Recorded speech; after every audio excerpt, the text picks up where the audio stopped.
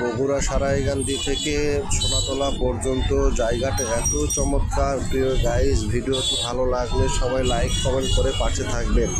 আর জায়গাটি অনেক সুন্দর, যা দেখে আমরা মুগ্ধ হয়ে গেছি। মোটর সাইকেলে করে এই গ্রামের চিত্র তুলে ধরতেছি। আপনারা সবাই ভিডিওটি দেখবেন এবং ভিডিওটি দেখে একটু কমেন্টে কিছু লিখে যাবেন, যেন এইরকম ভিডিও আপনাদের মাঝে আমি আবারও দিতে পারি। সবাই দোয়া করবেন। আর নয়ন ভাই চ্যানেলটি সবাই ফলো দিয়ে রাখবেন। ইংরেজিতে নয়ন এবং 00 দিয়ে সবাই আমার চ্যানেলটিকে সাবস্ক্রাইব করে পাশে থাকবেন। সবার মাঝে দোয়া কামনা করি এবং সবাই ভালো থাকবেন, সুস্থ থাকবেন, এই কামনার করি।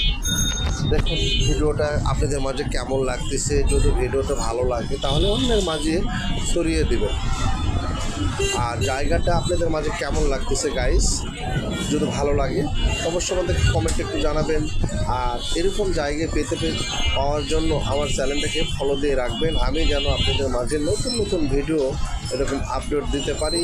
এবং সবাই আমার দোয়া করবেন নয়নের জন্য এবং নয়ন ভাইয়ের জন্য। আমি নতুন আপনাদের মাঝে ভালোবাসা নিয়ে এসেছি এবং ভালোবাসায় মুগ্ধ থাকতে চাই ইনশাআল্লাহ। আপনারা আমার পাশে থাকবেন, দোয়া করবেন, এভাবে একে অপরের সাথে সম্পর্ক করবেন, প্রেম ভালোবাসা দিয়ে যুক্ত থাকবেন। হিংসা বিবেক ভুলে দিয়ে সবার মাঝে দোয়া করবেন, যেন এই ভিডিওটা সবাইকে ছড়িয়ে দিবেন। এই ভিডিওটা যেন বেশি ভাইরাল হয়, এই দোয়াটাই করি। আর ভিডিওটা দেখতেই থাকুন গাইস, কেমন লাগতেছে।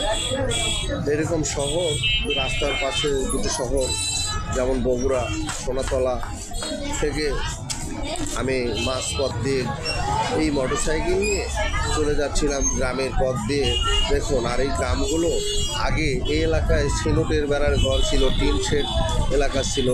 এখন এই চিত্র বদলে গিয়েছে। যাওয়ার পরে এই এলাকাটা অনেক সুন্দর গাইস, এত সুন্দর যে ভাবুন একবার, যে এলাকায় টিন শেড, সিলটের বেড়া কিংবা কঞ্চির বেড়ার ঘর ছিল, সেই এলাকাটাগুলো এখন কেমন হয়েছে।